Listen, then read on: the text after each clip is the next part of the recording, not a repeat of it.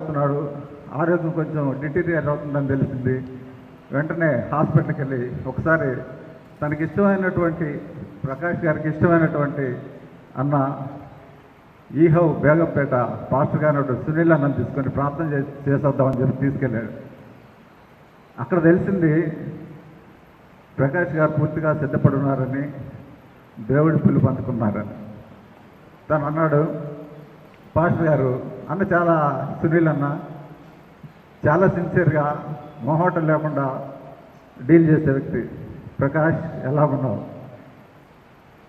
నువ్వు సిద్ధపడ్డావా అని అడిగారు. ఎస్ అన్న, సిద్ధపడ్డాను. దేవుడు మాట్లాడుతున్నాడన్నా అన్న. అవునా, అదే ఏం మాట్లాడుతున్నాడంట.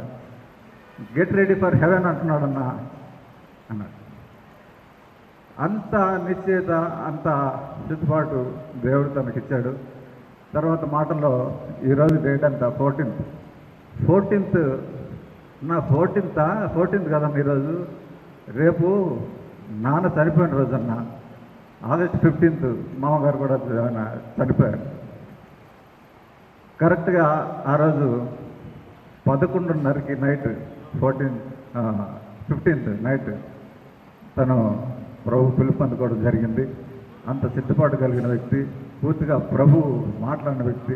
ఆ రోజు మాకు ఈ విషయం తెలిసింది. సీత ఫోన్ చేసిన తర్వాత చాలా ప్రార్థనలు చేస్తున్నాం, చాలా వేదన పడుతున్నాం. ప్రభు అద్భుతం చేయి, ప్రభు ఒక్క ఛాన్స్, ప్రభు నీ బిడ్డ నీకు అవసరం, మాకు అవసరం, ఏందో రకరకాల ప్రార్థన చేసేవాళ్ళం.